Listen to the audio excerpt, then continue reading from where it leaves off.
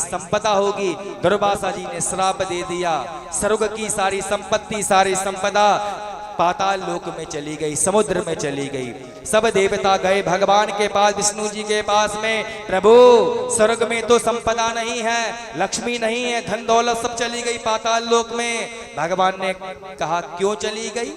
तो कहने लगे कि हमसे बड़ा अपराध हो गया, हमारे सम्मान के लिए माला पहनाई, वो माला को हमारे हाथी ने कुचल दी, इसीलिए दुर्वासा जी ने श्राप दिया है। भगवान से कहा कोई उपाय बताओ। भगवान ने कहा उपाय तो बताएंगे, देखो पाताल लोक में चली गई है, पाताल लोक का जो स्वामी है वो तो बलि महाराज है, राक्षसों के राजा हैं। आप उनसे मित्रता बढ़ा लो काम बनाने के लिए, आप उनसे संधि कर लो और समुद्र का मंथन करो, सारी संपदा मिल जाएगी। फिर क्या है, दैत्यों के पास गए, दैत्यों के पास जब गए तो दैत्यों से कहा कि आप हमसे निकटता बढ़ा लो, संधि बढ़ा लो और समुद्र मंथन करते हैं। दैत्यों ने कहा समुद्र मंथन करते हैं, हमें मिलेगा क्या? इस प्रकार जब कहा तो देवताओं ने कहा देखो समुद्र मंथन से अमृत की प्राप्ति होगी और अमृत हम दोनों सब पी लेंगे, दैत्य और देवता, फिर चाहे कितनी भी लड़ाई करें, कितने भी युद्ध करें, कोई मरने वाला नहीं है, आपको हम अमृत पिलाएंगे। अमृत के लोभ से जितने भी दैत्य थे सबने हामी भर दी, मंदराचल पर्वत को ले आए। अब लेके आने के बाद अब उसको मथा कैसे जाए, रस्सी कौन सी बनाई जाए? भगवान शंकर के पास में गए, भगवान शंकर को सारी बात बताई, बासुकी नाग को ले आए, बासुकी नाग को मंदराचल पर्वत के चारों तरफ लपेटा रस्सी की तरह। सांप के मुख भाग के लिए देवताओं ने पकड़ लिया और पूंछ के भाग के लिए सब दैत्यों ने पकड़ लिया। जब इस प्रकार हुआ पकड़ लिया, लेकिन जो मंदराचल जो पर्वत था वो नीचे जाने लगा, पानी के अंदर डूबने लगा। भगवान विष्णु का ध्यान करा तो भगवान विष्णु जो है वो कूर्मा के रूप में, कछुए के रूप में भगवान का अवतार हुआ। और कूर्मा अवतार भगवान की जय।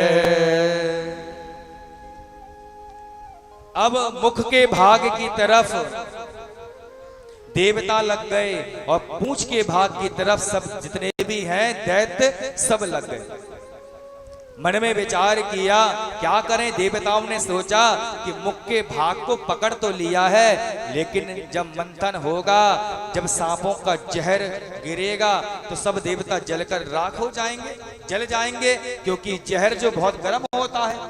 तो देवताओं ने कूटनीति करी, आपस में बात करने लगे, देखो हम तो ऊंचे खानदान के हैं, इसलिए हमने देखो बासुकी नाग के मुख भाग को पकड़ा है, और देखो ये तो राक्षस हैं, दैत्य हैं, इनको कहां समझ है, इनको तो सांप का गंदगी वाला भाग, पीछे वाला भाग, पूंछ वाला भाग पकड़ा दिया है। दैत्यों ने कान लगा के सारी बात समझ ली। राक्षसों ने कहा देखो देवताओं, चाहे समुद्र मंथन होबे चाहे समुद्र मंथन ना होबे, हम भी ऊंचे खानदान के हैं, हमारे पिता भी कश्यप ऋषि है, अब समुद्र मंथन होबे चाहे ना होबे हम तो मुख के भाग को पकड़ेंगे। देवता चाहते भी यही थे। देवताओं ने कहा ठीक है, तुम ही ऊंचे कुल खानदान के बन जाओ, तुम ही मुख के भाग को पकड़ लो। और मुख के भाग को सब दैत्यों ने पकड़ लिया, पूंछ के भाग को सब देवताओं ने पकड़ लिया। मंथन का कार्य हुआ, कभी देवता जो है पूंछ के भाग को खींचे और कभी दैत्य जो है मुख के भाग को खींचे। मंदराचल पर्वत है, जैसे राई देखिए दही मथते हैं, बीच में राई होती है, एक रस्सी का सिरा इधर, एक रस्सी का सिरा इधर, तो रस्सी के रूप में तो बासुकी नाग को लपेट दिया है। पूंछ के भाग को देवताओं ने पकड़ लिया, मुख के भाग को किन्ने पकड़ लिया, दैत्यों ने। जब मंथन का कार्य हुआ तो बंधुओं क्या हुआ, बासुकी नाग के मुंह से जहर निकला। जैसे ही जहर निकला, भाप निकली, तो सब जितने भी देवता हैं, ज्वाला जैसी मुंह से आग निकली, जितने भी दैत्य थे गोरे चिट्टे, जहर ऊपर पड़ा, भाप पड़ी और सांप के मुंह की आग जो निकली, वो जितने भी दैत्य थे गोरे चिट्टे, सब के सब काले कलूटे हो गए। सब दैत्य कहने लगे, अरे बड़े बाप के अच्छे बने, इससे बढ़िया पूंछ के भाग को पकड़ लेते, इतने बढ़िया गोरे चिट्टे है, मुंह को पकड़ने से काले कलूटे और बन गए। मुंह से जो आग निकली, जहर निकला, जितने भी थे दैत्य थे, सब काले कलूटे हो गए। पहले तो भैया गोरे चिट्टे हुआ करते थे। पूंछ के बाग को खींचा, तो पूंछ के बाग को खींचने से क्या हुआ, सांप ने अपान वायु को छोड़ा। अपान वायु समझ गए, दुर्गंध छोड़ी सांप ने। जैसी दुर्गंध छोड़ी तो देवताओं ने अपने मुख को साइड से कर लिया, और जो दुर्गंध थी वो बादल बन के आकाश मंडल में चली गई। अब समुद्र मंथन का कार्य होने लगा। सबसे पहले क्या निकला, सबसे पहले निकला विष। निकला, सब देवता लेकर पहुंच गए भगवान शंकर के पास में। हे भोलेनाथ, आप इस विष को जो चाहे वो करें।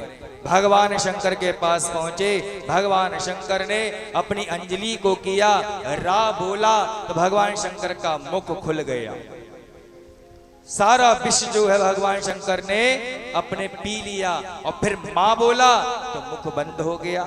आप रा बोलकर देखिए, मुख खुल जाएगा, और मां बोल के देखिए, मुख बंद हो जाएगा।